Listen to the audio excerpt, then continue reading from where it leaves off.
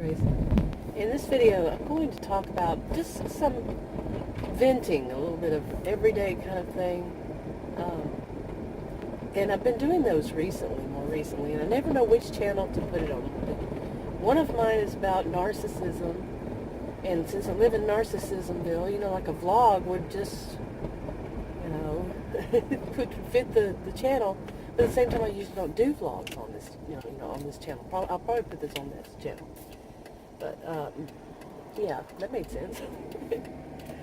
But, and the other one is not, it's more like shopping or something, but I do every once in a while do a vlog. The problem is, like I say, I live in what I call Narcissism-Ville. So anyway, it's confusing. Which channel should I put it on? But for me, doing videos is like therapy. It's not like therapy, it's therapeutic for me. Just like, writing a journal. Instead, I'm doing it voice, a journal. And quite often, I just delete those videos, the rants, because it's kind of, I live in a Groundhog Day. It's the same thing over and over. And, maybe just a different place wherever I am that's going to happen, but it's the same kind of thing. It's life in Narcissism-Ville. Seriously.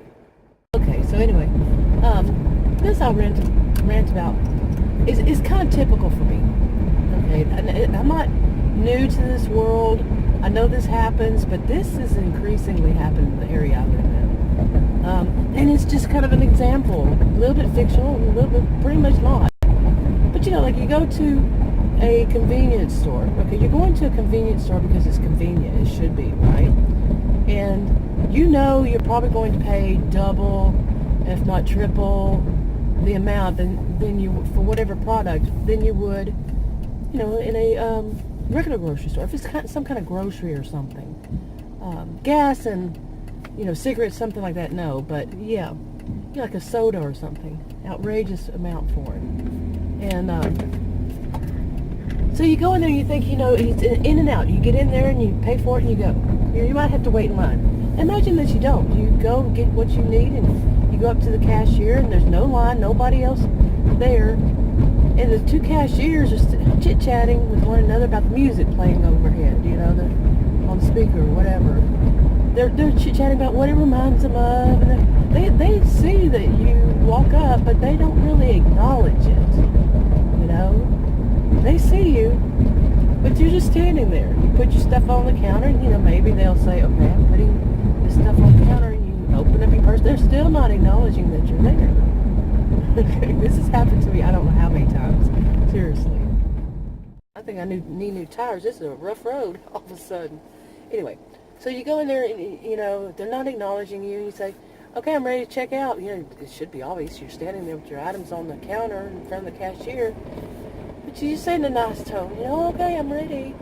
And they look at you, both of them, they go, oh, yeah, like total disgust. How dare you, the customer, expect that they were going to stop their chit-chatting about the music playing and their memories of times gone by when they're like 20, 21, And, you're supposed to, you're not supposed to expect that you going to be waited on. Oh no, never.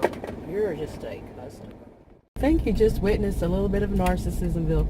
You see, I let that guy or woman, I don't know, get out that was in front, coming from the side, and I had to slow down anyway, so I let him out. There was enough room for them to go, but somebody around me, I don't know, it seemed like somebody right behind me didn't like that. How dare I? I'm serious. That's the kind of thing around here. And I knew that getting out of there was going to be very difficult for that person. So, hey, I'm having to slow down anyway. Go ahead, go, But, yeah. Okay, so you go to the register. How dare you. And they just continue to talk to one another and just fling your stuff across. And you say, well, I need something, from behind the counter, like I smoke, so it's cigarettes. And, which kind? I am not kidding. Okay. Yeah. Well, I no longer go to that one, but that kind of attitude. Now, they finish and, their machine's not working right. Like if you have a an app, they just takes some money off, or it gives you something free that if you build up points or something. Well, it's not working right. Well, it's not working right, and that's the attitude. We're not going to ask somebody. So, well, you ask that person how you do it? Really, seriously, this kind of thing has happened to me. And anyway, so you pay, and it says, well, do you want a receipt?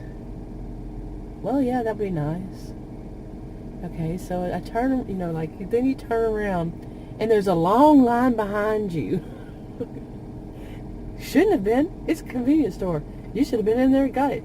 Now, when you turn around, the people behind you look at you like, really now? Did it have to take you that long? Now, just think about all that. This has happened to me, like I said, more than once. Okay? More than once. And it's not just me. I know it's not just me. I'm well aware it's not just me. So, yeah, it's not a me thing. But that seems to be like the norm. You, the customer. Now you could, in this same situation, sure, you could have gone to a grocery store. They have self-checkout and all that. But you go in there, and it's so busy in the grocery store. They have one cashier open, and they've just made their self-checkout area much bigger with much more, lanes. But they have a long line in each one of them. They have one cashier open. It's so typical. Oh my goodness. Okay, now I just had another little example of something could be made easier. I went to this, and I usually always get the same kind of combo meal and stuff. But this time I replaced the tater tots with onion rings. Now this sounds so petty, and I'm going to talk about petty again. But I looked and I said, whoa, the price was so much higher. Really not higher, okay, but not too high. So I asked, why is it so high? And the woman actually came out, and she said she couldn't really hear me. And she told me that the onion rings are more expensive. And I said, wow. And when she left, she said, I said, go ahead and just do it the tater tots. She said, we usually, try to promote the tater tots and the French fries instead, because people don't know that the onion rings are more expensive. Okay, number one, she could have said the onion rings are more expensive when I made the order, and she could have told me how much more. So she goes back in and she changes my order. I look on the screen to pay. You pay on the, on there, and it was 65 cents, 70 cents more. Yeah, 65 cents more. And I'm like, tater tots, onion rings. Why is it? They're really kind of, in a way, charging you.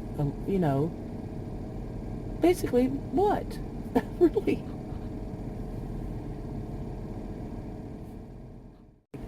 $0.65 is not that much of a deal. Drove up that fast, and he rode up on his skate past the guy. But anyway, I don't know why I'm so giggly lately. I think it's just, oh my goodness. But yeah, she could have said that, so then there wouldn't be a problem. But I have been here before, and I said, ask a question because it didn't make sense, and the woman actually came out. This was the same woman, came out to look at me and ask me in person. I think that's kind of odd. Really, I do. I'm dealing with allergies, but these kinds of things, like I said, they're really petty. They're everyday, but they're really petty things. Okay, and it's easy just to say, okay, I'm going to let it, just roll off my back. I'm not going to, I'm going to let it go. Just it's done. But when it feels like an onslaught. It's not this, just this thing. But the whole going into a convenience store is a hassle. Any kind of store, I can say that, like you might ask somebody, well, how often does it happen? 9 times out of 10? 5 times out of 10? What? I would say pretty much 10 times out of 10. Yeah. I'm still dealing with allergies. I went to the doctor a couple of days ago. I have a video about that. I don't know if I'll put it up first or what, or if I put any of these up at all, like I said. But I went to see if I had the flu, but no, I have allergies, ragweed, really bad. Anyway, but there was petty stuff happened there at the doctor's, yeah. I mean, it's petty. They're always little bitty things, But when it's an onslaught of them, it's an everyday. It's at any place you go. Never, like I've said in other videos, I would be excited that only one thing happened at that place. It's usually more than one thing, back to back. And it's not always me that's, sometimes I'm just the witness to somebody being mistreated or something in a store or a business, whatever. But it's constant. It's every day. If not, I have to stay at home, and then I might get a phone call and a voicemail like I got the other day. One of those rip-off places that say, "We're going to put you in jail." Yeah, I actually called the police about one of those one time. I said, yeah, they said it's a scam. There's a clip, but my mount went flying off the windshield, and you would have seen it. My phone flying too. But yeah, I was saying that basically that these are petty things that happen. Petty, small, however you want to see it. But the intention or what's behind it all is not. It's big. The strong sense of entitlement. They're entitled to do what they want, even though they're at a job and working, and you, the customer, are trying to pay for the product. But no, you're the one who has a sense of entitlement of how dare you think they're going to stop and wait on you. Along these lines, and it's these back-to-back things. That's a bit too much. It's an onslaught, like I said. Just every day trying to do things. Yeah, unbelievable. Anyway, I think I'm just going to wrap this up because my mount will probably fall off again. If you want to subscribe to this channel, click the circle. If you're watching the video on this channel, click on the rectangles, like, subscribe, comment, and share if you would, and I'll talk to you on another video. Bye.